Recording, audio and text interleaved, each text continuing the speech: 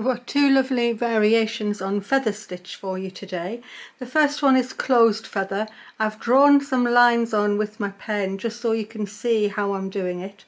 And I'm starting on the right hand side line, and I'm going to take my needle down higher on this line and walk my needle down lower, so you almost got a triangle there.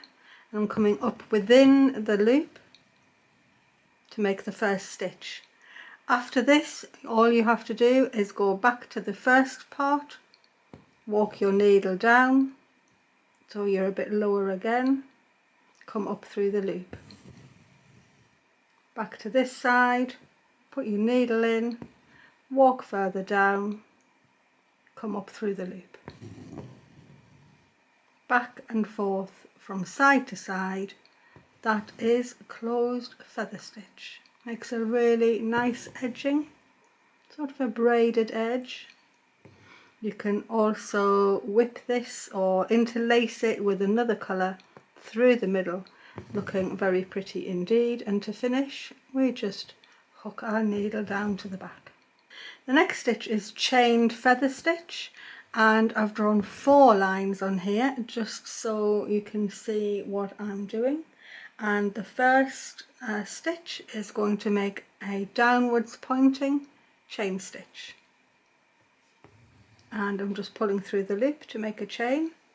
I go down onto the next line over and come up on the very outside line. I make a chain stitch pointing downwards back to where that stalk went down, up through the loop to make the chain stitch, back down across onto here. So the stalks are zigzagging across, and you keep coming up on the outside line to make a pointing downwards chain stitch. Zigzag across, higher up on the outside line, ready to make the next chain. The chain always is pointing towards the middle, and the stalks zigzag down the centre. It's really nice, does lovely little buds sort of for grasses and things like that. So that is chained feather stitch.